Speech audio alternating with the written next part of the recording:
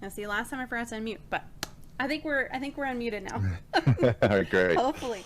We have a guest today, which I'm super excited about. This is Dr. Patrick O'Connor, and he is here with us today. Patrick is a former therapist who's been teaching psychology in higher education for 7 years. He uses, there you go, he uses gamification in his introductory psychology courses, and it has published research on how gamification improves the classroom experience for students. He also advises teachers, parents, and therapists on how video games and tabletop games can be used in creative ways to develop social skills and strengthening family bonds, which I'm super excited to talk about tonight. Specifically, I've got some stuff for that. Sweet. Ink Attack. Ooh, I like that name. Ink Attack. That's great. Storm Cloud, how are you? So for everybody who's here in chat, we do have a queue open. It is !Q. And then follow it with your question. Let me make sure that it's open. I'm pretty sure that it is. Y'all, I am so professional right now. Right. This is me the start of every stream. First like 5 or 10 minutes is just like, wait, what? I mean, unfortunately, it's me the whole stream, so. Yeah. I once broadcast for an hour playing a game, and it was only my voice audio, no game audio the entire time. No one told me. I'm pretty sure I've had that happen too, actually. I just want love. You know what? You get love. Everybody gets love here. Everybody. Okay, the queue is on. Yay, awesome, excellent, good deal. So, with that being said, if you have a question, thank you for that host, Geek Therapy, I appreciate it. If you have a question for Patrick, you are welcome to type !Q and follow with your question, and it will put it into a queue. I'll be able to ask it and clear it out. There is one question per person until the queue is cleared out, but I am watching chat also, so if you have more than one question, you just put it in chat, it's okay too. We have a few questions lined up already that are kind of pre-thought through, so we'll get through those. And if your question doesn't come up in those, then we'll get to those at the end too. So as we go through these interview type questions, anything you have that's related, just pop it into the queue. Moonkip, hello. Ooh, already with the good questions, y'all. Holy cow. Okay, all right. We're just gonna, let me start off with an easy question first. Did you grow up gaming? I did. I've been gaming my whole life, and there's a story that I like to tell about that when it's more my dad tells me because I don't really remember it, but when I was 6 years old, I wanted a Nintendo Entertainment System really, really badly. I'd been playing different systems at my cousin's houses, and I knew I wanted my first console, but my parents wanted me to get my tonsils taken out, and I was really scared of the surgery. I didn't want to go under, and so my grandmother made me a promise. She said, if you go through this surgery, I'll buy you an NES. I said, you got it. So I guess I went through the surgery, and when I came out of the anesthesia, my first words were, "Did she get it?" In this little mousy voice. Yeah. Don't worry, Grandma got the NES. So yeah, from then, that's just been my life. Is for recreation, for fun, has been with Mario, with Sonic, with PlayStation line, Twisted Metal, World of Warcraft. I mean, it's been my primary go-to recreation for as long as I can remember. I like it. Do you feel that gaming is inherently good or inherently bad? And if there is a line between kind of good gaming and bad gaming, where is that line for you, in your opinion? Yeah, I think gaming is inherently good. And I want to kind of zoom out, though, on that just a little bit, where I think if we include gaming, and we include like sports and chess and tag, on the playground, and of course video games, mobile games. I mean, gaming as a concept, I think, is inherently good. I think it's about skill building. I think it's about patience. I think it's about working within the confines of a rule set that you have for whatever your game is, and someone touches you and you're it. Now you have to be the one to touch somebody else. And that's the rule. That's, you can't just, you know, no tag backs. You know, there's always going to be some kind of rule, like, okay, and you have to abide by them. Yeah. And I think that that's a good practice for life. And whether you're a child or an adult, that's always good to kind of just connect with. It's fun. As for bad gaming, I think it depends more so on a case-by-case basis in terms of the person playing the game as well as the situation that they're playing that game in, not the game itself. You know, for example, somebody who is feeling frustrated at a certain level that they're playing, and they keep dying, things aren't working out, it seems impossible, they want to keep going, but they're feeling miserable, they're feeling angry, frustrated, and anxious.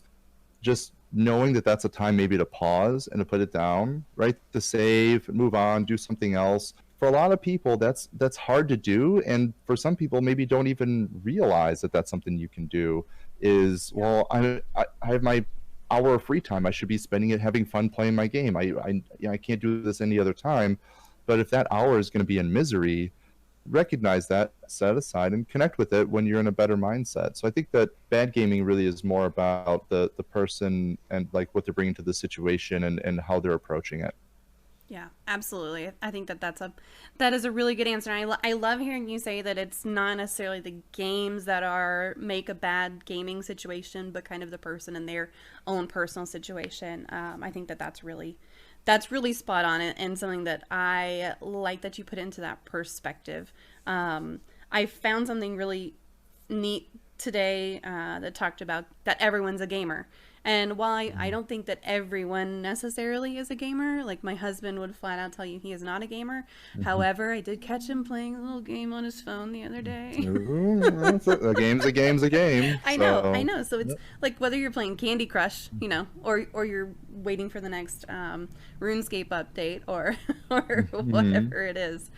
So we do have a question from Stormcloud, and that is, what are your thoughts on managing video game addiction and your thoughts on how to handle it? Oof.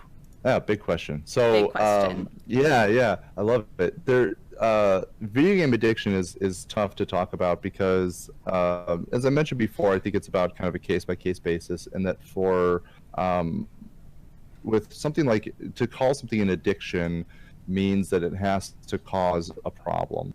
Somebody can play a game 12 hours a day, 8 hours a day, or what have you, but if it's somebody who's playing on the Overwatch League, right, and they're on a team, I mean, that's their job, and we're not going to call that an addiction. Yeah. Similarly, if you are in college and you're taking a full load of classes and you're getting A's and B's and you're progressing along just fine, and you're spending 8 hours a day playing a game, where's the problem? So what we have to look at is something further than just the time sink. Like, what, you know, the amount of time being invested isn't just the definition of gaming addiction. We have to look at it being pathological. So is the person suffering in their personal relationships, in this case online and offline? Maybe somebody doesn't have very many offline friends, but online they have a whole community they belong to. Sounds great to me. Maybe there's an issue with regard to like personal hygiene. Then that can be a problem. If you're not showering on a regular basis, taking care of yourself because of the gaming, you're not eating well, right? You're not eating regularly. Those are signs when it can be a problem. So I think it's more about looking for clear evidence in the person's life that that gaming is hindering that person's ability to function, whether it's taking care of themselves, connecting with others, performing on the job or in school. Then we can start to talk about it being addictive. As for treating it or kind of what we can do about it, my question then would become, to what purpose does that game serve for that person? For a lot of people, gaming is wonderful because the rules are clear, the feedback is clear, right? And the world is vague and the feedback is vague. So a game can be really wonderful to say, I know when I've accomplished something, but maybe in my work or in school or even something else, like I write a paper and I submit it to the professor, it comes back, I got a D, I thought I did what I was supposed to. It doesn't make any sense to me, and it was 2 weeks after I was done, and it's, right? And so that can be a bit tougher. So does the gaming serve a purpose in that person's kind of confidence and control over life? If so, if we just yank that out and say, hey, you can't game because it's getting in the way of things, the person's going to feel out of control and like that there's not much that's giving them much happiness in life. So in terms of treatment, I think, again, I hate to say it, kind of goes back to case by case in terms of, do we talk about scaling back, change in the games? Do I need to do we need to observe the gaming behavior? Do we need to interview other people and seeing what's, in that person's life, what's your perspective on this person gaming the way that they do? There's really a lot of factors that go into kind of approaching that diagnosis and then how we would work with treating it. I think that's great. So I'm kind of hearing you say that it depends on the person, it depends on the situation, how you would handle it, kind of thing. Is that right? Yeah, absolutely. Okay.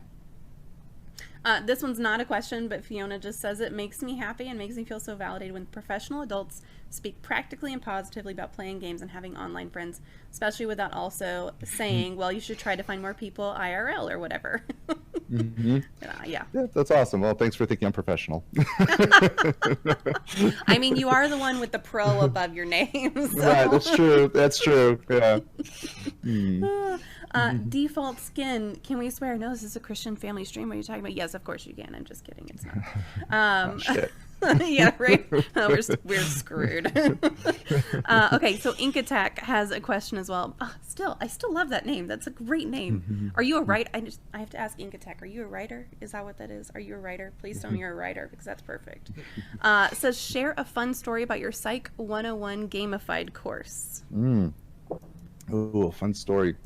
Oh, okay, yeah, one of my favorites was so I know, I'm hoping, yeah, soon I know we'll get to talk about the course and kind of the structure of it. So I hope I'll try to talk about it without you can go into that now. You can go into that now if you want. That's totally fine. Okay. I mean, it's kind of a lot. So okay, so the way gamification works in the class is students do what I say is like an upward progression instead of being a sort of fighting losses. In traditional grading, everyone starts at 100%, and then basically, as you get things wrong, you can't ever get those points back. As soon as you get one question wrong on the very first quiz, assuming there's no extra credit, you will never, ever, ever get that 100% at the end of the course. For a lot of people, it doesn't really matter, right? Oh, no, I can't get 100. But when it starts adding up, and now your average gets to be an 85, and you got 3 weeks left in the semester, and you really wanted that A, is it even mathematically possible? And I hated that feeling myself as a student, and I hate seeing that in students and thinking that there's a point in my time in this course where it's the point of no return and there's nothing I can do about it. And so what it is I reverse that and I say, okay, we're all failing. Sorry, you're all getting Fs in this class on day one. And you're going to be failing for about 2/3 of the semester, because everyone starts at 0 and then all the points you get accumulate to go upward, just like you're leveling up in a game. Basically, you're getting XP. That's what I call it in the class. So you gain XP. Thanks. So you get XP for everything you do. There's, in my course, it's going to sound like a lot, but it's by design. There's 39 quizzes, 2 exams, 2 15-minute presentations. There's 6 papers that are 4 to 6 pages each. There's 13 in-class activities, plus the book readings and videos and all that, just for one course. And there's more. There's a secret mission. There's all kinds of stuff. But that's by design, because the idea is I'm going to give you too much work, and then your job is going to be to do the right amount of work to get you the grade you want. So if you have one bad day, so you actually failed a midterm exam and it was worth 500 points and you got 250, that's not the end of the world, because there's going to be tons of quizzes online or more papers that if you wrote those or did more quizzes, you did other work elsewhere, that's just going to keep sending you up that ladder. Just like if you're leveling up and you go into a dungeon, I'm using like World of Warcraft kind of references here. If there's a dungeon that's too high a level for me to go into, I'm going to go out and kill some boars and some gnolls and, harvest or stuff. I'm going to do other stuff to level up my guy to the point where now I'm strong enough that I can actually face it. And so I just apply that to the design of the course. So with that in mind, I tell the students that everything is optional, the whole course, everything. You can literally skip every exam and still get an A. You can skip all the papers and get an A. You just have to pick what are you skipping and what are you going to capitalize on based on your strengths. So I had a student, so back to the original question around a student story, was I was reading about gamification, and that the people who were talking about it were saying that you should anticipate students are going to game the system. That's what happens. When you make a game, people are going to game your game. Sure. And they're going to try to cheat, they're going to look for shortcuts. So you have to anticipate that. So I tried to. I ran all these simulations of fake students and different timings of turning things in or trying different bonuses I give out, and it seemed like it was pretty good. This one student was performing very well in class, and she had we had a midterm exam, and then there were papers due right after the midterm, like 48 hours after the midterm was the first batch of papers were due. It's like one of the only due dates I have in the semester. So so she comes to me on the side and she says, when do you plan on grading that midterm? And I said, oh, it's probably going to come in that day. Why? And she said, oh, well, I noticed that if I write extra long, basically you add 2 pages of length to your minimum page requirement, the XP for your paper doubles. But you can't unlock that until you reach a certain point in your XP. So she said, I picked a topic I love to write about, and I wrote a lot about it. So what she did was she waited until her midterm exam grade got put into gradebook, and she had a 48-hour period where she could then upload it and send it in and get that boost to the XP immediately. That if she would have waited too long, she wouldn't have been able to get any of the XP. But she was planning on it. She was watching that book closely, and I loved that she gamed that system, that she figured out the timing. Yeah, because then she got the bonus points. She did really, really well, and she ended up being one of the best students in the course because she was always tracking where she was and how she was doing constantly. It was super, super cool seeing someone so invested in their grade, Well, and that's like a life skill too. I mean, it's not even gaming the system necessarily, but if you know that your boss is in a good mood and you could help them by doing something and you can wait until they are in a good mood to ask them for something, that's kind of gaming the system anyway. If she's got that figured out already, good for her. Yeah, exactly. There's some study that said that when it comes to judges and convictions, they hand out more convictions before lunch than after lunch, right? Because they're hungry and they're miserable. I mean, I don't love that, but right, yeah. So, but same kind of thing. Maybe talk to your lunch after, talk to your boss, sorry, after lunch and not before lunch. Right. Yeah, exactly. Right. Yeah, timing. Absolutely. Mm-hmm. Well, now everyone wants to take your class. Like, they're talking about the secret mission, and Moonkip says I'm not even in school anymore, and I want to take this class. Oh, thank you. This is all sounding great. Moonkip has a question. What is your favorite game?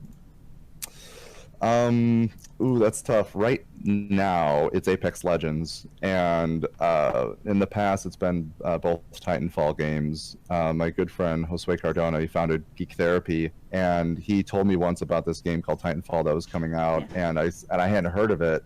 And he's like, "What is this? It's supposed to be amazing. It's all over the news and stuff." And so I looked it up, and I was like, "Oh my god! I used to love like MechWarrior, BattleTech, and I love shooters and stuff, and Modern Warfare 2. It's the same people, and all right, I'll try this out." Ended up being the one game I probably sunk more hours into than almost any other, maybe aside from World of Warcraft, but I think everybody who played that game put a bit too much time into it.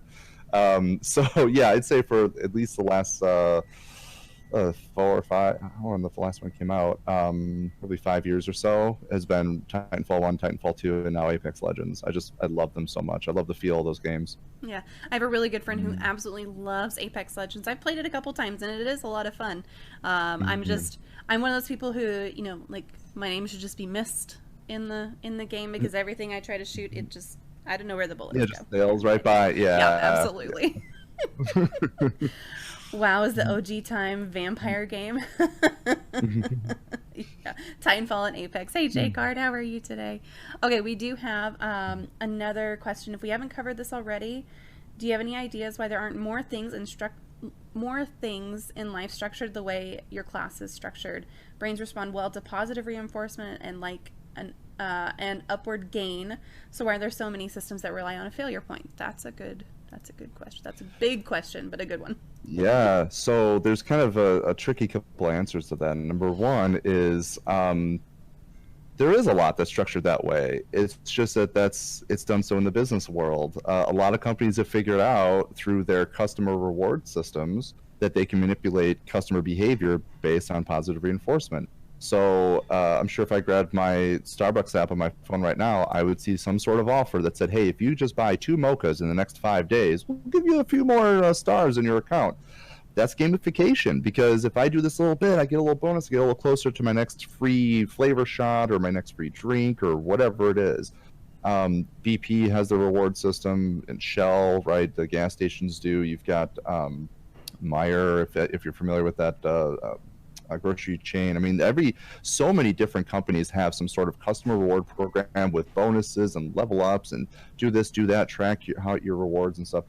And that's gamification. So we have it in the consumer world for sure. It's very robust there.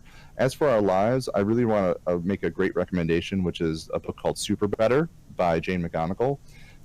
It's a small part autobiography and another part about this sort of bringing gamification to life. That, in short, Jane had, I believe it was a concussion she suffered from, and she was a gamer her whole life, and she's an academic, and she was told by her doctors, you can't play any games, you can't read, and she's a runner, marathon runner. You can't read, you can't play games, and you can't run because you could do serious damage to your brain.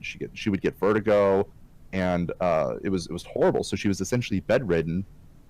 And because she has a background in game design, she basically designed her own gamified version of her life. And she had her friends holding her accountable who would act sort of almost like guards for different levels and power-ups and stuff, and saying, okay, we're going to try this week. We're going to work on this. And she had evidence from her, just feedback, I should say, from her physician saying that her recovery was incredible and really fast. And now she conducts research on that, on implementing Super Better into people's lives for rehabilitative purposes. So it's a really fantastic resource to learn about how you can gamify your life for kind of anything. So right before you said Jane McGonigal, J-Card put that's what reality is broken about, written by Jane McGonigal. Yep. In the chat. That's so another great book. There's another one. yeah, that's another great resource for sure. Yeah, absolutely. So what inspired you to get into mental health? What inspired you to get into education? Kind of why do you do what you do? Yeah. When I was 12 years old, my parents got divorced, and I became this kind of really nasty kid. All of a sudden, I was doing okay in school at first, but then everything just kind of went downhill. So they sent me to therapy, and it was in therapy that I discovered psychology as a science, because science classes before that were about dissecting worms and measuring wind speed and talking about chemicals. And I was like, oh wait, there's a science of like thoughts, feelings, and actions. That's wild.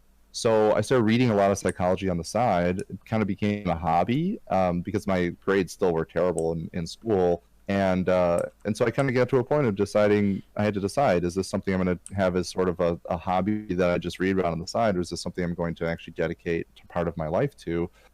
I went to community college, and it was a wonderful place to kind of learn how to be a student again and how to take something like that seriously. And it was there that I realized that to take something that is sort of like a hobby or something that's like a side interest, and to really connect with people who've been into that interest for like decades is incredible. Of like, oh my god, you've been into psychology for 20 years of your life or 30 years, and I've only been into it for like 5 or 10, and so what can I learn from you? And I didn't know about that study or this classic experiment. So it's kind of been just a geeky passion of mine since I was a kid. As for mental health, I've always been kind of the helper in my friendship groups, and just talking to people about relationship problems and whatnot. So it seemed like just kind of a natural personality fit. And then regarding education, it began as a way to make ends meet, and then turned into something that was something I thought was incredible, because I used to have really horrible public speaking anxiety. Like, I'd sweat terribly, and if you gave me a 15-minute prompt, I'd be done in 7. So I'd fly right through it. I just want to sit down. I'd be shaking. Word. And yeah. And then all of a sudden it's like, wait a second, why did I just take a job where I basically have to talk for 3 hours in front of people every week for 16 weeks? Like, oh my god. I mean, that's not all I do, but still, it's like that you're seeing that on the horizon, like, oh my god. Yeah. But after the first day, it's like, wait a second, I'm talking about my favorite topic every single day. I get to talk to people about like those classic studies and these incredible areas of psychology and subfields and stuff. So it began as just kind of like by accident, and then once I got into it, I loved it, and that's what led to my transition then from therapy to academia. Now I'm looking to kind of get back into doing therapy, but for 7 years, I've been just focused on the academic side, because I don't know, psychology has always been there for me, and I just love sharing that with other people. I can talk endlessly about it. Yeah, that's great. Mm-hmm. It's interesting to me, because most of the people that I talk to, their backstory, if you will, to kind of borrow from gaming world there a little bit, or Mm-hmm. authorship, Mm-hmm. has something to do with, well, I went through this experience. I went through this, in my mind, really negative experience, or I went through something that was really hard for me, and that's what kind of inspired me to be where I am today. And that's something to me that is just such a light, because as you are going through something that's really hard, you never know what could be kind of that next step that takes you to where you want to be in 10 years, from now. You'll be super happy with where you are. So I Absolutely. love that. Mm-hmm. Yeah. Yeah. uh, Oh, sorry. Go no, ahead. no, no, go ahead. Mhm. I was quickly going to say that there's a project that I do in one of my in my lifespan class, human development, and I asked some students to kind of process a bit of like end of life issues. If you were to pass away within this next 6 months, how would you think about your life? Think about your life as being like a book. If you were to read from the very beginning of your life, like the beginning of that book, and you went all the way through to the end, and you've got maybe like 10 pages left to write, how happy are you with that book that you've written, and what do you want to do for the next 10 pages? And one of the questions I ask students to contemplate is, if I were to ask you 5 years ago, where would you be in 5 years? Would you say where you are today? Think back Yeah. to 10 years ago. If I asked you where would you be in 10 years, would you say where you are now? And what's kind of good and bad about that? And what have you learned kind of about that path since then? I really love that kind of thinking about, like, you don't really know what decisions you're making now are going to set you on any kind of path and where it's really going to go. We think we do, but it's yeah, there's just so much so much ahead of us we just don't know. Yeah, absolutely. And that's not to say that what somebody is going through isn't super hard or super emotional. Right. But it's just, if you can take that step back and look at it that way, Yeah. even right after, that's sometimes really helpful. By Mark says, Yeah. creating D&D characters with in-depth backstories really shows how hard it is to motivate positive change without negative events. Yeah, absolutely. Hmm. Yeah, yeah, it's not really interesting to make a D&D character. It was like, he's had a great life, Yeah, things are going well, and I'm everything's sure things will, peachy. yeah, it's just gonna keep going well, I'm sure, everything's gonna be great. Right. Yeah. No problems here. I'm just along for the Yep. ride. Yeah, right, exactly. Got bored one day, like a Hmm. hobbit. Um, so Link Attack. It's not Ink Attack. It is Link Attack. I'm sorry I mispronounced your name. Also a little bit disappointed that it's not Ink Attack and you're some sort of author, but it's okay. We'll get along fine. It's fine. Ask, do you do any sort of mentorship? Do I do any mentorship myself? I I think so. Yes. Yeah, I'm always happy to talk to people who are either new to higher education, or are new to looking to entering the therapy field. For a long time, I was teaching at the graduate level, teaching students who were going to become therapists, counselors, and psychologists in a master's program and a doctoral program, and helping them kind of find their voice and helping them kind of find their comfort in working with others when those others are going to be asked to share some deeply personal details with you. And how do you sort of prepare yourself to hear those things, and how do you prepare yourself to react to those things? At the same time, the therapy experience is between two people. It's not just the client who's there, of course, the therapist as well. And so, to what extent do you bring yourself into session? I love having that conversation with current therapists and future therapists. Is thinking about, do you view yourself as a blank slate and you want absolutely as little as possible of your personality? I personally don't ascribe to that. Or on the other side, do you want to like let yourself out and have everything around your office being reflective of you, and you kind of owning that environment, and as well as kind of proudly showing someone like, this is who I am, this is who you're working with, and then you can I think have a bit more of a genuine and deeper connection with people. So I love I love working with others and at least sharing my perspective, if someone's open to hear it. I think that's great. So do most universities have a sort of formal mentorship program for students going through those psychology programs? Is that pretty typical? Yes and no. So some do. It's a lot of it's kind of left up to, in my experience, it's been mostly left up to the individual instructors or students to kind of find those relationships. It could be in a student group that has a faculty lead, So maybe you network with other students, but then you also have that faculty person who has a bit more experience or who's been in the field, who can kind of lend their expertise when needed, or help with like their network if something needs to be done, you know, on a bigger scale or something. Or it could be sometimes I would get emails from students saying like, hey, I've heard from somebody that you're into comics or into gaming, and no other faculty is. Surprise, surprise. So yeah, I really want to bounce this idea off of you for a dissertation, and so I've mentored students in that way too, is serving on their dissertation committees. But yeah, there are a lot of different ways that it can be done, but it's mostly kind of left up to people to find themselves, and at least in my experience. Okay.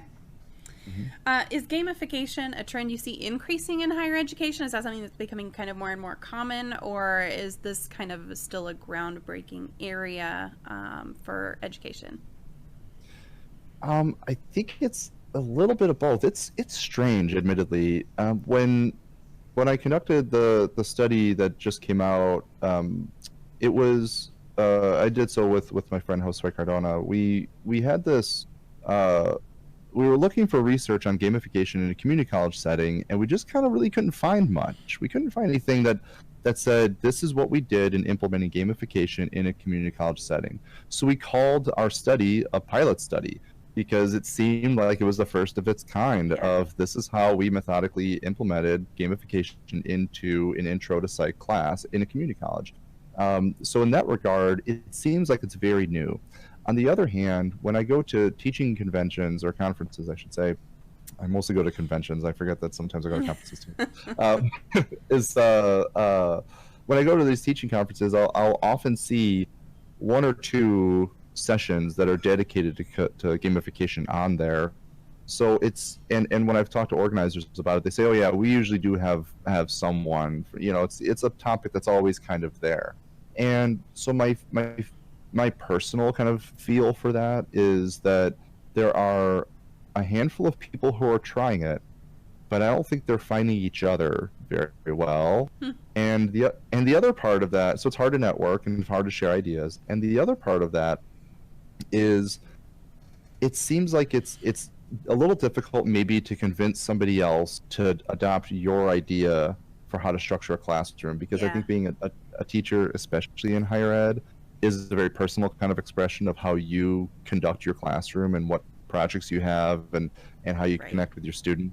Yeah, so it can be a bit difficult to talk to a chemistry professor and say, hey, this is what I did in my psych class, do it in chemistry too, and it should be fine.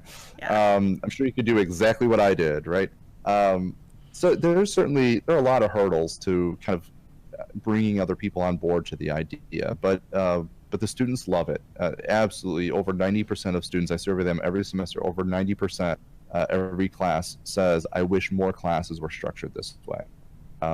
But again, it's hard to tell someone else, hey, do you mind completely restructuring the way you teach so you can do this, you know? Yeah. Oh, okay, so J-Card is Josue. There we go. He says, I find that non-gamers don't understand the core principles that really work, but in K-12 there's a lot of software. You are leading straight into my next question, good sir. There's a lot of software that has gamification built in, but it's not well implemented. Non-gamer teachers don't get it. Yeah, so that is my next question, is what about elementary education? Is this a trend that is pushing into the K-12 space? Do you think that there's room for that in public education specifically? Do you think that there would ever be a change to go towards that at all?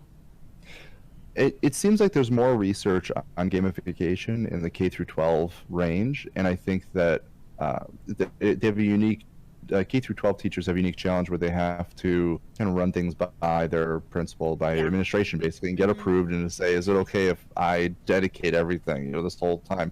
The very first semester I ran gamification, I made this kind of promise to myself that if by the midterm my students are struggling, like that's still pretty late. I didn't really want to wait halfway, but that was like my no later than. I would kind of visit it more like a quarter or a third of the way in.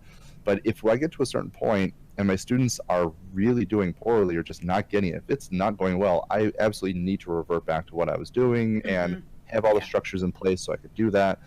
And that gets tough when you have kids for longer periods of the day, 5 days a week, how do you sort of do something new and then get ready to revert back if it's not working? How long do you sort of stick with that, stick with that horse in that race of like, well, they'll catch up. It'll work Right. eventually. Things will go okay eventually. So yeah, there seems to be a lot more interest, I think, in K through 12, and like Josue said, it's there's more resources for that, but it's just back to kind of convincing people who don't view themselves as gamers that something like this is worthwhile. And that's where these studies can come in and saying students find value in it, and if you can deliver it to them, they'll find value in your courses and in what you're doing too. Yeah, it's hard to drive something based on the students versus what the teacher actually wants to do, right? I mean, yeah, there might be this big need for it, but it's really hard to convince them that that's the way that it could work. Because I mean, a lot of times people have these like just preconceived notions in their heads, which leads into Fiona's question, which is how would you recommend gamers explain gamification to folks who don't game? I would point to what I mentioned before, some of those examples like the Starbucks Stars card or BP or Shell, any of those gas stations that have like rewards cards, Best Buy rewards cards. There are so many, even like points on your credit card. They're saying like, oh, we'll give you more points if you spend it on gas or something. That's all some form of gamification, and the idea is at its I'm going to really, really oversimplify it, but at its core, it's essentially trying to change your behavior so you can get a desirable outcome. So really both parties get a desirable outcome. Starbucks wants you to go there more often, and you want to get drinks for free sooner. I don't want to have to get 15 drinks to get one for free. Wouldn't it be nice if I can get 7 and then get one free? Well, I just have to go in a certain way and buy these certain drinks at these certain times, and then I can do that, right? Yeah. So that's what gamification is. It's just you can talk about it in a gaming sense, or you could just talk about it in terms of having incentives. A company or group, a teacher, an organization, whatever, lays out incentives and says, if you do these things, this is what you will earn along the way. And that alone often motivates people to change their behaviors. Yeah, I mean, even, if you want to just not look at just loyalty for Starbucks, you mentioned the gas cards, but we have, I think it's Albertsons, where they do, if you buy groceries here, you earn points that you can use either on your groceries or you can use them on our gas. By the way, we sell gas. Did you know we sell gas? Right. It keeps you all in their little ecosystem. Yeah, absolutely. It does. So it's kind of, they're directing you to buy this thing that you might not have even really been aware that they had available. I use an app to subscribe to, it's a clothing subscription called Guinevere, and they will send me a notification on my phone and say, hey, if you closet 10 more things today, we'll give you 100 points. And then you use that for discounts off of things that you eventually buy. So, but then as you're closeting those things, it's kind of holding you in there. And if you were thinking about canceling, which at one point I was and I never did, if you're thinking about canceling, now you've just closeted all this stuff that you really actually like and you really actually want to wear, so you have to stay with them. But I like that. Who's a really big proponent of this too is Kohl's. If you go to Kohl's and you have their Kohl's Cash, but you buy on a certain day, they have a discount. You look and they have the 30% off. But if you use this card, you'll get an extra 10%. But if you do this, you'll get this other thing. Then today only you can get right. And in a way, it leads to a feeling of accomplishment, because you could say, well, the tag said it was 25, but because I had this coupon in my app and I signed in and I did this other thing, I did whatever, this $25 thing now is all of a sudden just 12. You feel so accomplished, like you absolutely. Like personally did the work to save that money. Yeah. And then they get you with the you got to do it before this certain date. Yeah, right. Yeah, then it's all expires by this date, so make sure you get in real soon. She says that was really helpful. Thank you, especially pointing out that it's already happening and people are already participating in it, even if they didn't realize. I think that's a really good point. Josue says they've worked in schools in which the entire schools had the software pushed on them. Yes, does not usually go well, right? Because you have some of those teachers who they're just not open to it. They're not. Oh, maybe it's not that they're not open to it. Maybe they're just not ready for it yet. Maybe they need to see it work in someone else's classroom who's teaching the same subject as them. But that's a really good point. Yeah. Okay, so switching gears a tiny little bit here off of kind of the education aspect of it and more on the connections piece of it. I know that my kids and I really connect over playing board games. We are a pretty competitive family, meaning I'm a pretty competitive person. I'll be honest, it's me. I'm the competitive one. So, you know, every time we go on a vacation, we take 2 board games, one that we've played before, usually Monopoly or Risk or something like that, and then one that we haven't to try as a family. And that has really strengthened kind of our bonds a little bit, because we have these ongoing jokes about it, and, you know, they'll mention it and they'll be like, oh God, mom's just going to win at this again. And then I have to let them win, which is not easy, not easy for me to do. So I've definitely seen that through tabletop games, and then with video games, you know, it's been a really nice connection point to have with my kids, where they say something about a new video game they're playing or something that I've played, and they'll talk to me about it. It's just nice to be able to kind of speak the same language. Yeah, Bite Mark says, you competitive? Never. She's my sister, by the way. So she knows. But are there some good examples of games strengthening social skills that you could share, or maybe bonds outside of family, or bonds across generations in family? Any of those? Yeah, sure. I have a really concrete example of a way that I adapted a game to teach a kind of a very simple social skill that was that kind of solved a kind of common problem, I think, for a lot of families. It was a game that I called Controllers Down. And with Controllers Down, what happened is I was running the social skills gaming group. It had about 8 kids in it, and they were playing Mario Kart. At the time, it was on the Wii. And so they play Mario Kart, and I told the kids that they'd be racing each other, and what would happen is I would say at a random point, controllers down. So they have to put it down, and they have to hold their hands, and they can't pause it. So, right, you're in first place, maybe you put it down, all of a sudden you see second place, third place, fourth place, and you're sitting there, I say controllers up, you grab it, and you go back into racing. And so the kids would start racing, I'd call it, and I would usually do that 2 or 3 times per race. And then eventually I would say, all right, for this next race, I'm going to give a warning. I'm going to say 30 seconds until controllers down, then 20, then 10, then 5, and then controllers down. So we would do that, give a warning, and you'd see sometimes the kids would sit there and like, oh, they'd get their red shell, but maybe they would hold it, or they would go like park, or, you know, they would kind of anticipate it. And others still looked pretty antsy and still kind of nervous and just hated to have their controller go down.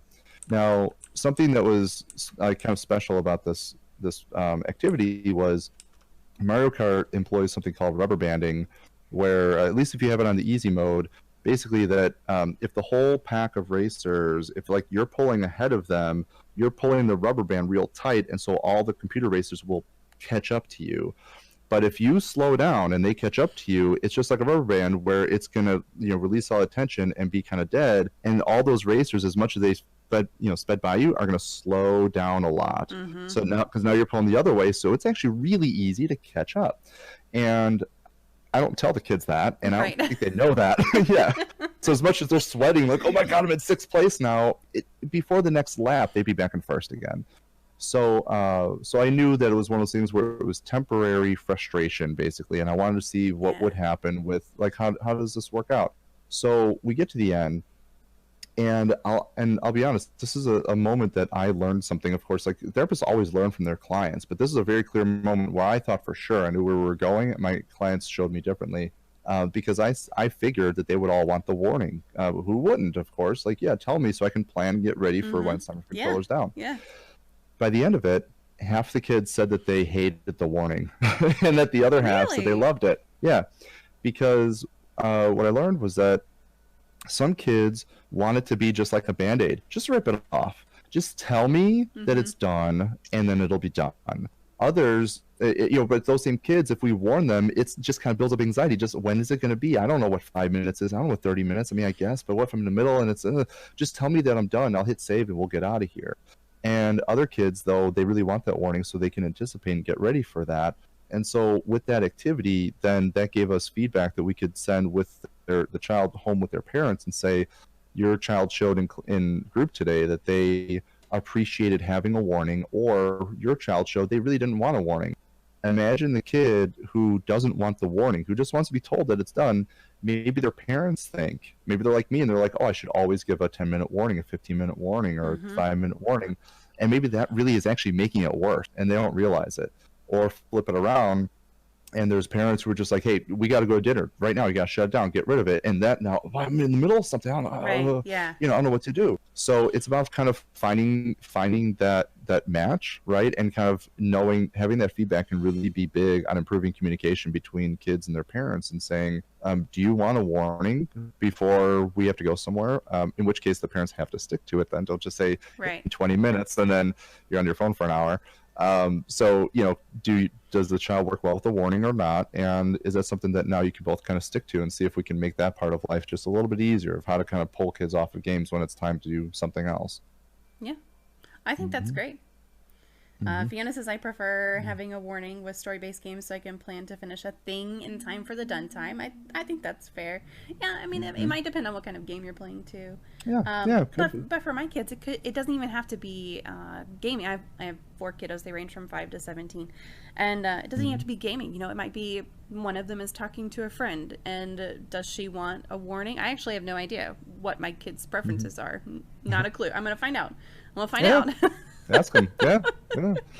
Just ask them. Do you want me to let you know when it's 5 or 10 minutes before, whatever, or just you just want to know? Just rip that Band-Aid off. Tell me it's time to go. Yeah. Or for the 17-year-old, you want me to drag you out of bed as we're leaving, or do you want 10 minutes to get ready? What is it?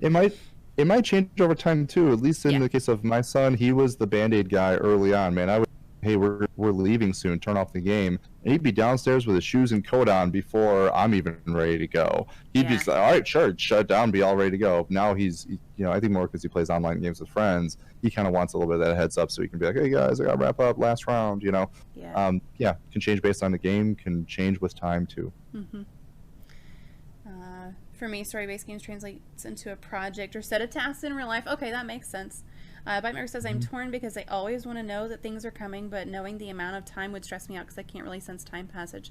That's a tough one. We have talked about you in time passage before, Bite Mark, too. Like, sometimes whenever you can't figure out how much time has passed, that would be a little bit stressful.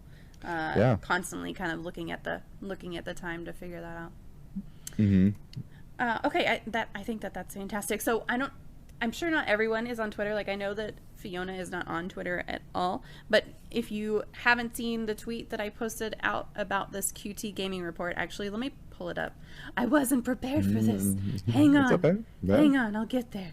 So QT put out this gaming report in 2018, I believe. Oh, no, I've retweeted too many things today. Here we go. Here it is. There's the report that I'm about to be referencing if anyone would like to look at it today. So they put together a gaming report showing 89% of gamers feel like gaming is beneficial to themselves and to society as a whole.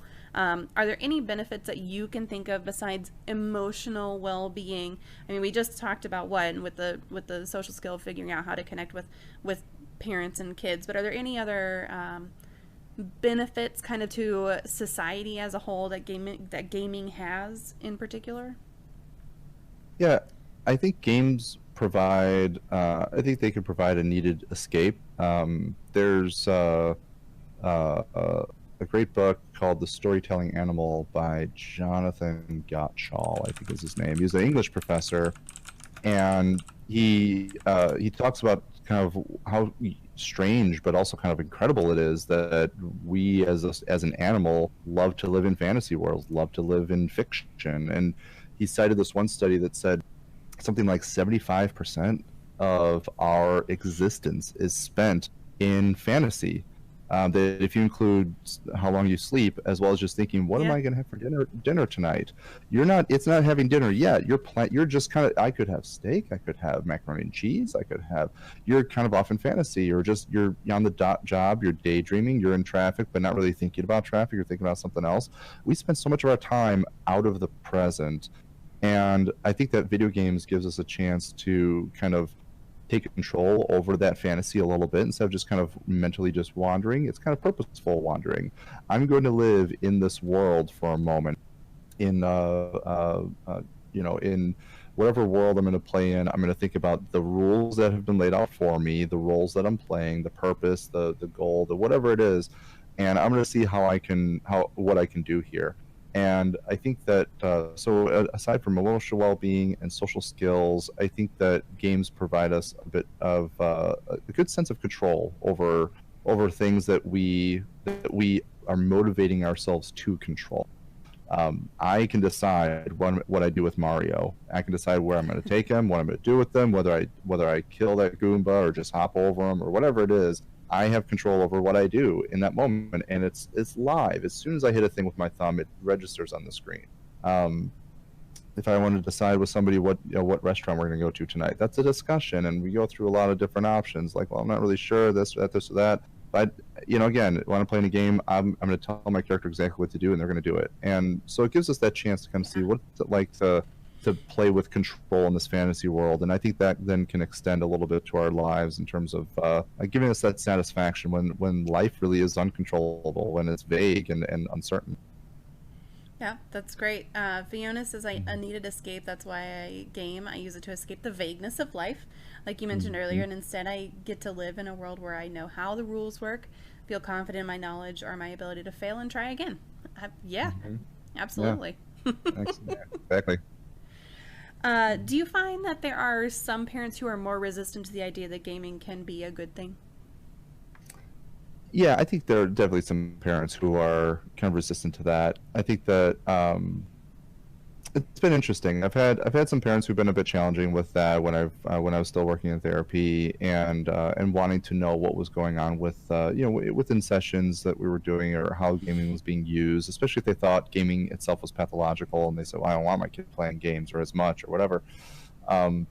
We anticipated that in the gaming groups where we were co-facilitating. So there were two of us therapists in the room, and with 10 minutes left in the session, one of us would fill out these feedback forms that we'd give to the kid to give to their parents in the waiting room, and we told the parents to look for them after every session, and that was to kind of avoid the trap of no matter what we did with controllers down, we had teams, we had all the whole 50 minutes was talking and playing and practicing and learning, discussing. It was so rich. But they get in the car and they say, "What'd you do today?" And the kid says, "We played Mario Kart." Right. So we anticipated that, and the parents don't want to hear that. I'm paying all this money to send my kid to play Mario Kart. So we would send this feedback form of what was the purpose of the day, what did your kid learn, what they do well at, what they not do so well at. And so I think when it comes to parents and kind of having that challenge, again, it's about opening a discussion and trying to see their point of view.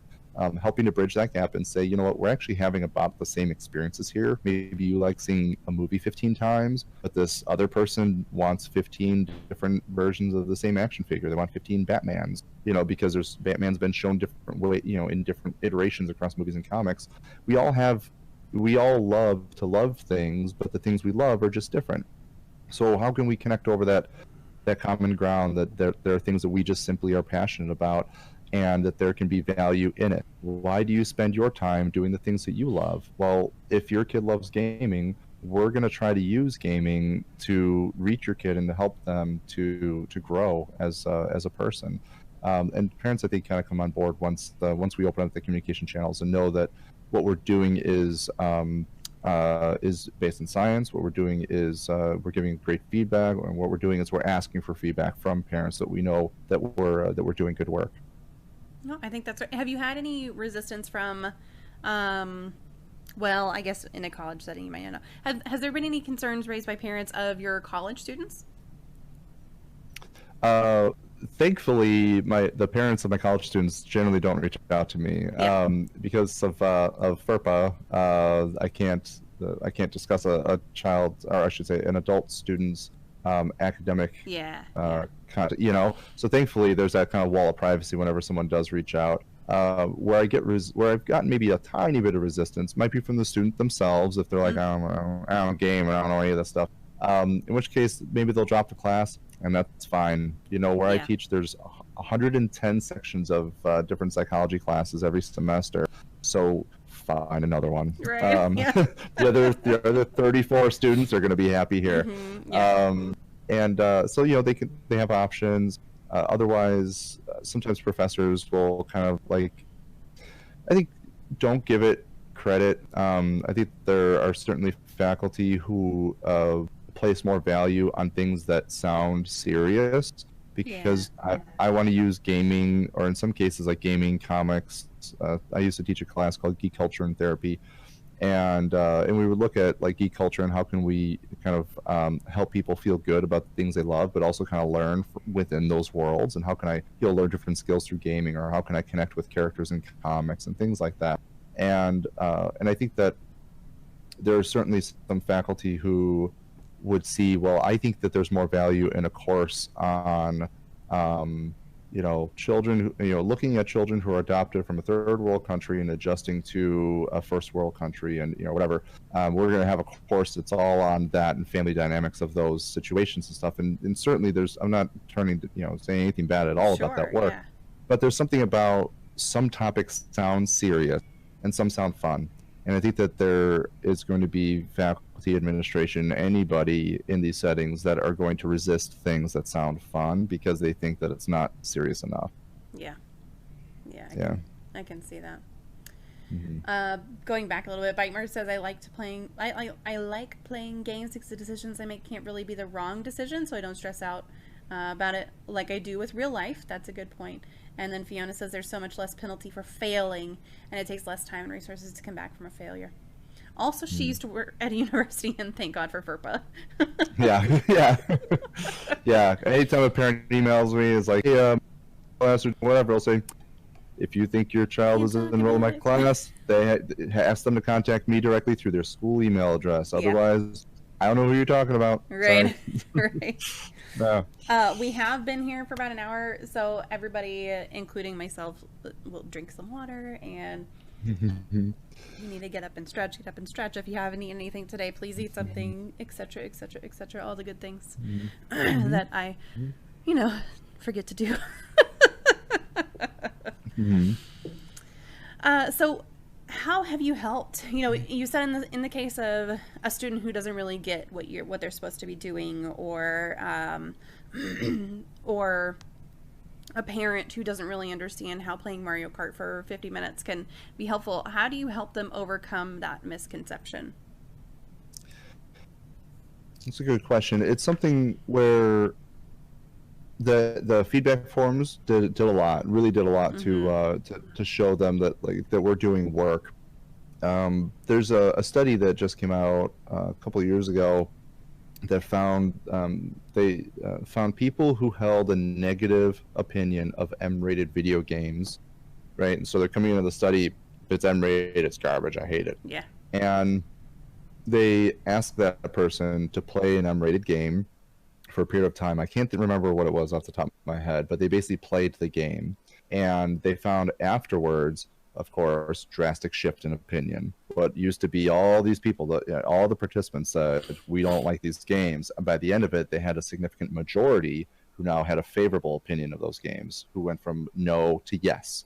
And I think that it's, exposure and experience works wonders, and to show somebody and to say, this is what it looks like, this is what it feels like, this is what we're doing, and it's not just silly playtime. Parents who only vaguely maybe know the names of the games that their children play are really missing out on what it means to be experiencing those things. If you know your kid plays Fortnite, but you don't know what they do with Fortnite, you just know it's it's something they just shoot stuff and play with their friends, and there's houses or something they build.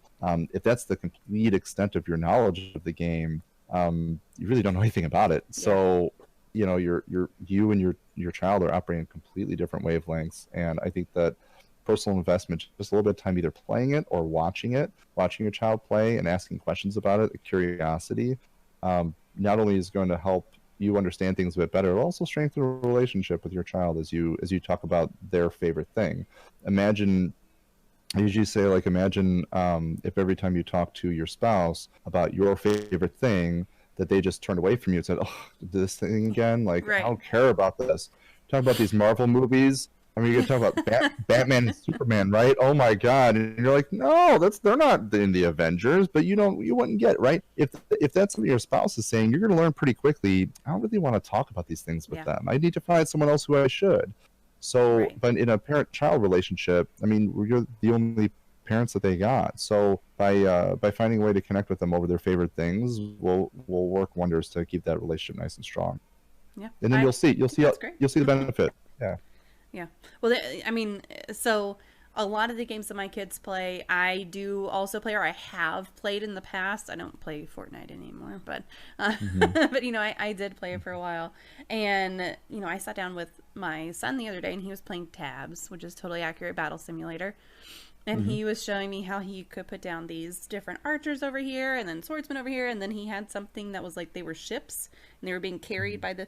And so he showed me how the whole thing works. And then the other day he came in here and he runs into the room and he goes, I just found a new, oh, what did you call it? A new unit that without using any of the tricks on the internet.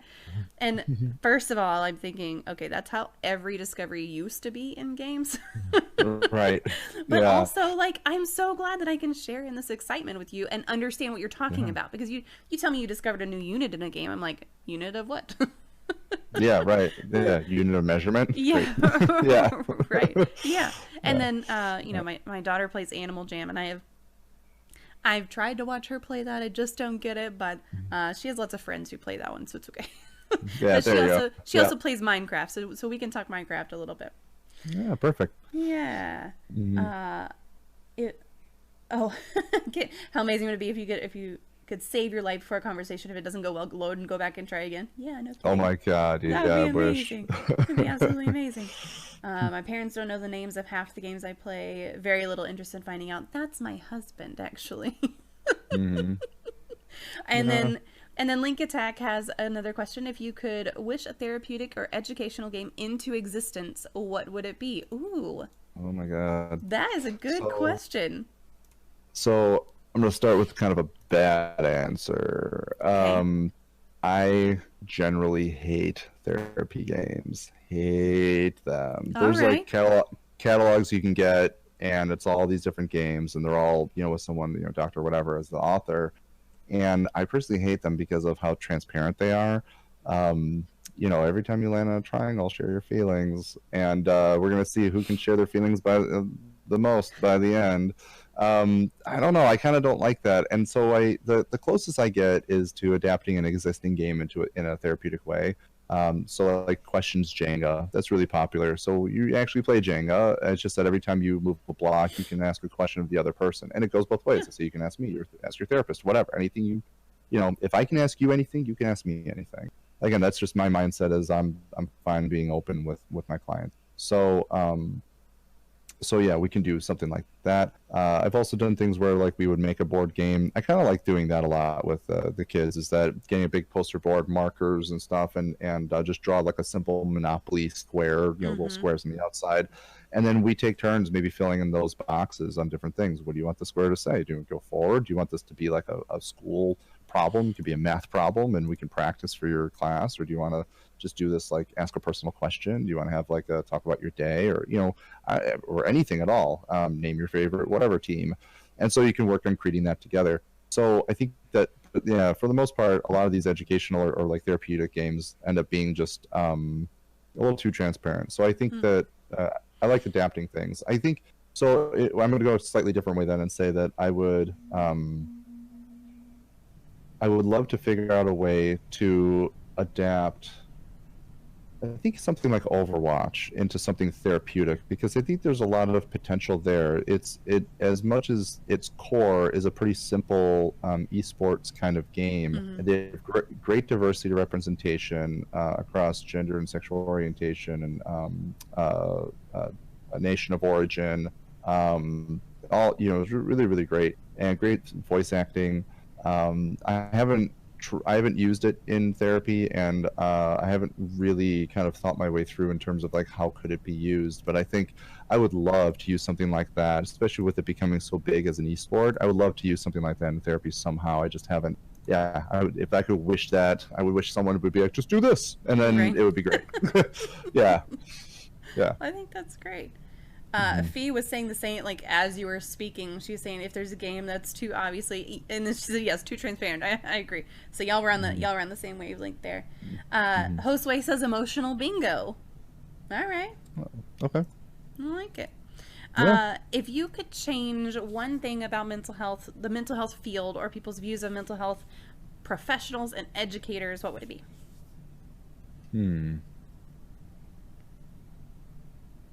if I could change something about mental health field or how people view people in the mental health field, you know, a lot of people talk about the stigma, which unfortunately, of course, does still exist, that if we talk about mental illness, that it's somehow lesser than physical illness.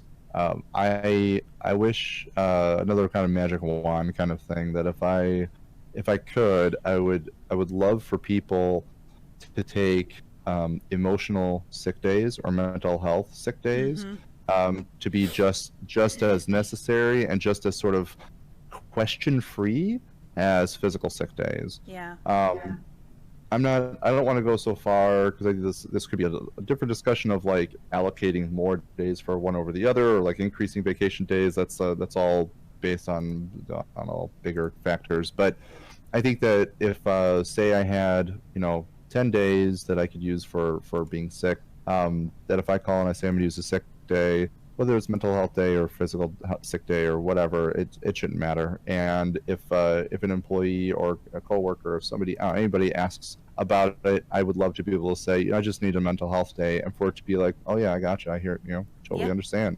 And not have this kind of like, oh, it's like you weren't really sick, or oh, it's just you just wanted a day off, or there's sometimes can be a little bit of an attitude around requesting something like that versus like, well, I was throwing up. If I was throwing up, you wouldn't want me at work. Well, if I'm crying uncontrollably, you probably don't want me at work either. So do you really prefer one or the other? I mean, how about just I feel well and I want to come in?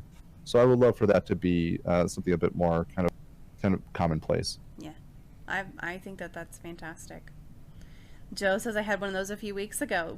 So did you tell your coworkers about it, Joe? Did you let them in that it was kind of an emotional health day, or did you keep it quiet? Because I feel like, at least for me, if I take a day for my mental health because I'm having a hard time, I'm having kind of a dark day, that's not something that I probably am gonna say. I'm just gonna say, no, I was sick, and just leave it at that, because I don't think that a lot of people would understand me saying, no, I was really depressed and couldn't get out of bed.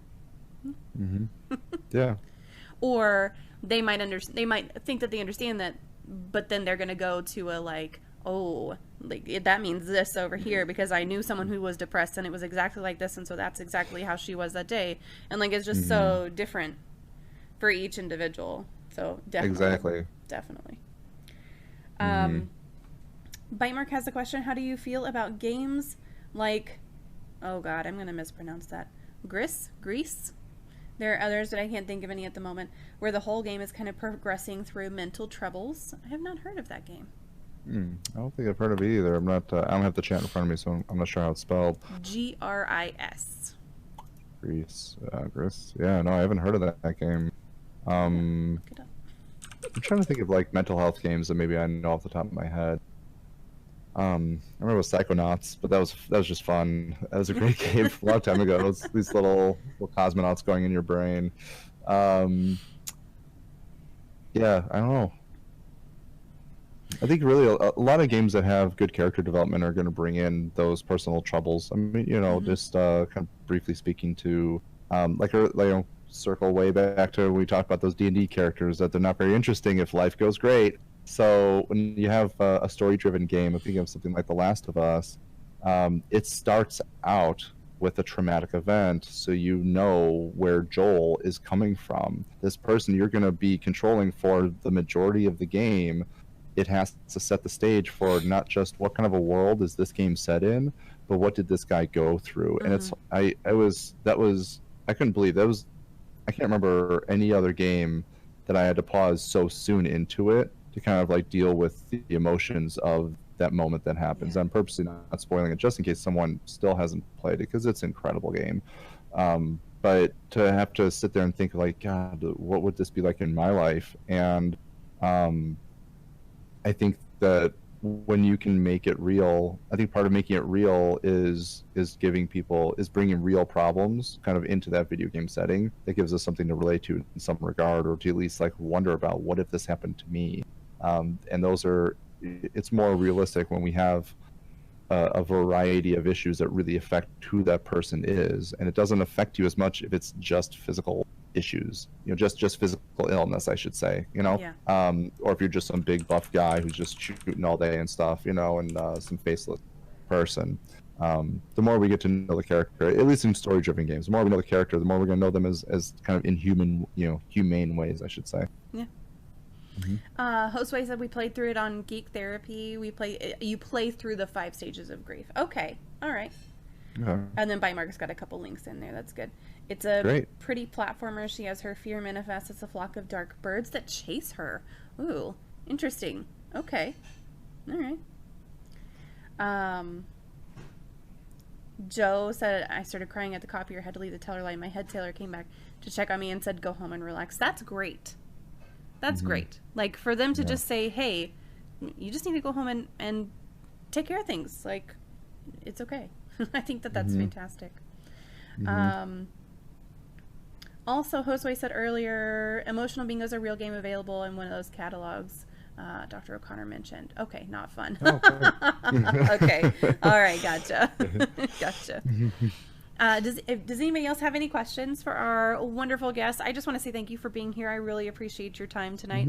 And I hope that this helped. I know that you have a website, comicspedia.net. Do you want to talk about that at all? A little bit about what it is and what you do with it?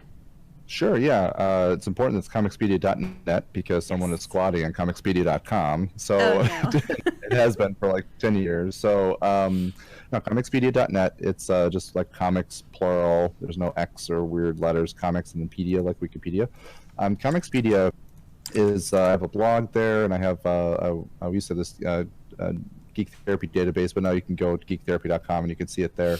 But what Comicspedia was in its inception was a database of comic book issue summaries, and those summaries were tagged with themes to help therapists bring comics into therapy. There were 16 themes, and some of them were like difficult decisions, or being different, or family, or losing a loved one. And basically what I would do is I would read these comics, and if there was a prevalent theme, it really had to be pretty significant in the story, not just like a corner of one page. If it was central to the story, I would tag it with one of those themes and type up about 300 words or less kind of summary and put it in there. The idea being that if you're working with a kid who, use myself as an example, 12-year-old kid whose parents are getting divorced and they like X-Men, and they feel like that they're the only ones in school who's going through this loss of the family being broken up. Some of those themes could be losing a loved one. Some of those themes could be different. So you go to Comicspedia, you can click on one of those themes, like being different, and scroll down, and you'll see every comic in that database that's tagged with it, and find the X-Men issues, and they'll tell you what the issue number is, when it was published. So you can go to your comic book store and say, because they're often very, very helpful, and say, I need help locating these like 2 or 3 issues, and you can bring that in a session and read them with your client together, and you can talk about how does the client connect with the different characters in the story, because often it's easier for the clients to relate to someone like Wolverine or Superman or Wonder Woman or Batgirl than it is to relate to this person they met maybe just a few weeks ago.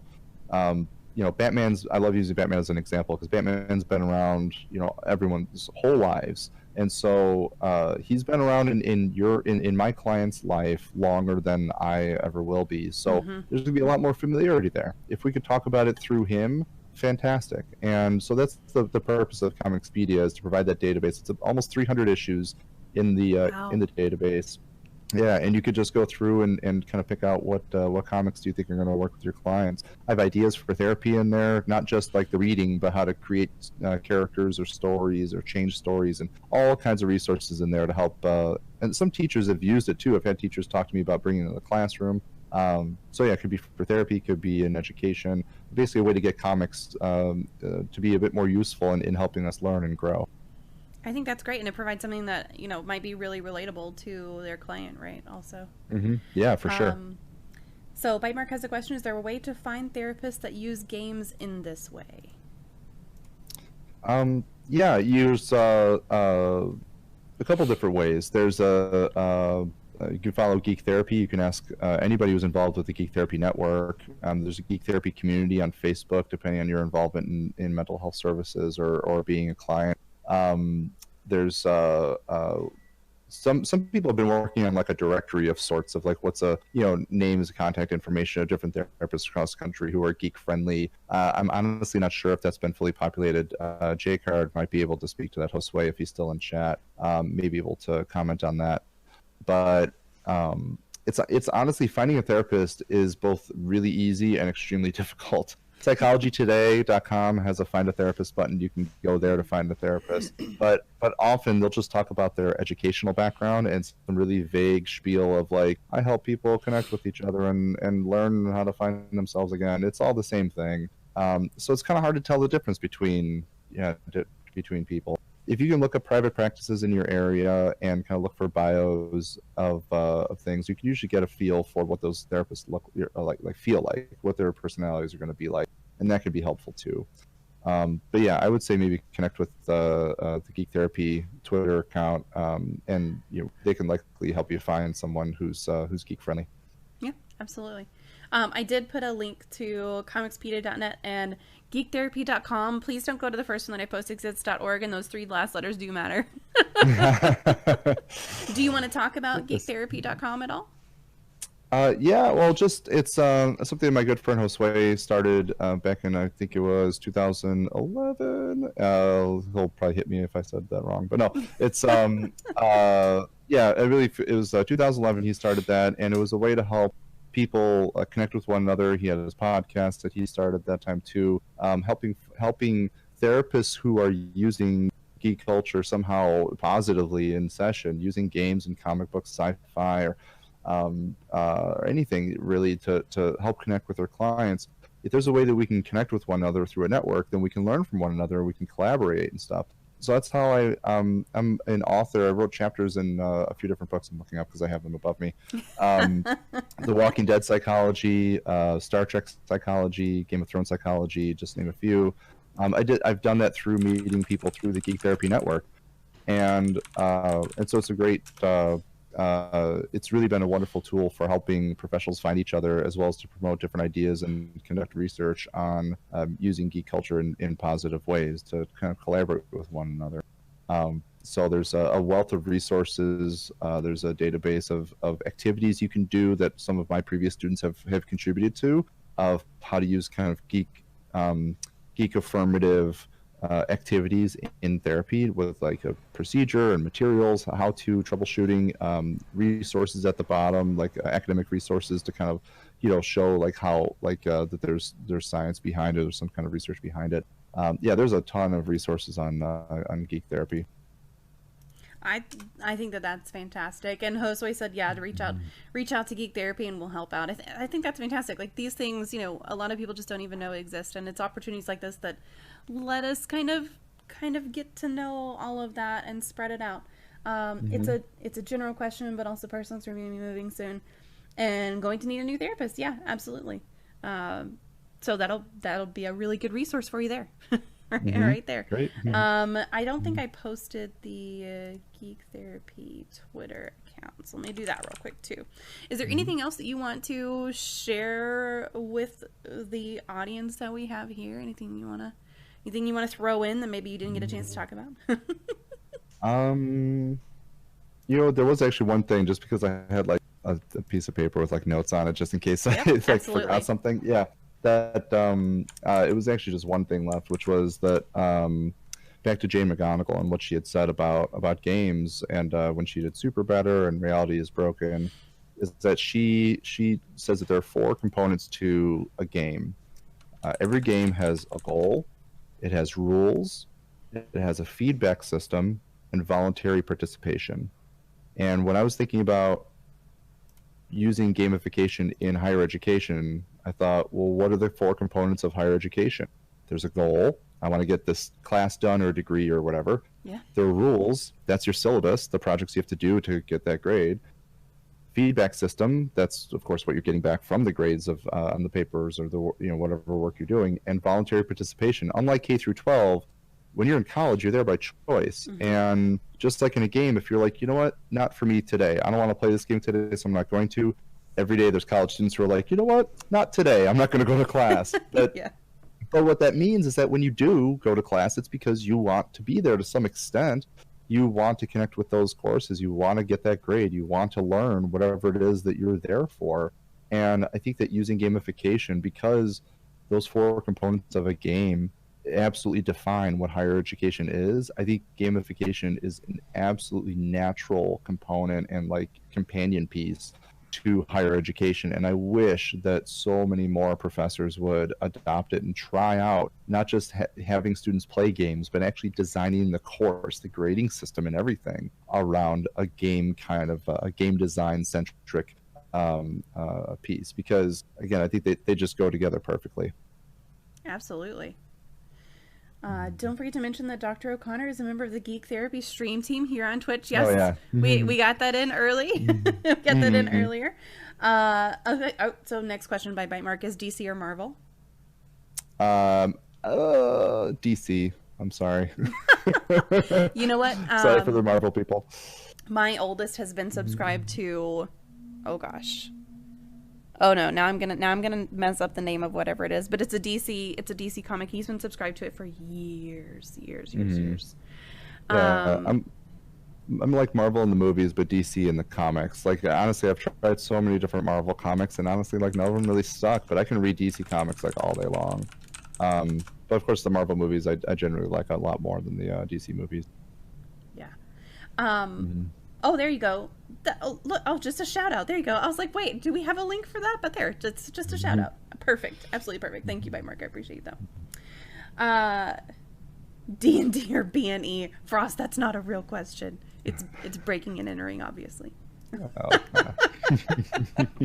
Not really. We do not condone breaking the law on this stream. No. Especially not when we have a guest, okay? Please. Was there talk about the game Hellblade: Senua's Sacrifice? I hear that's centered around schizophrenia or something. I've not heard of that game. Have you heard of that game at all? I've heard of it. I know some friends have played it. I remember thinking it sounded really interesting, but I personally haven't played it. Okay. Yeah, I think that's fine. Yeah, we haven't really talked about that. We did an episode of Headshots. Oh, on Geek Therapy. I like it.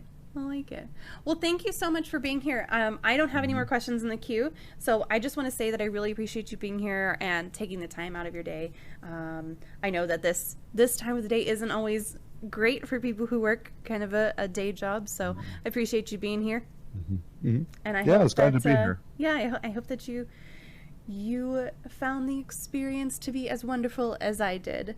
I loved it. I love these interviews. Yeah, it's so much fun. I love all the questions too that the viewers have come up with. They were fantastic. Yeah, we have a thank you for being here. The discussion was wonderful and educational. So there you go.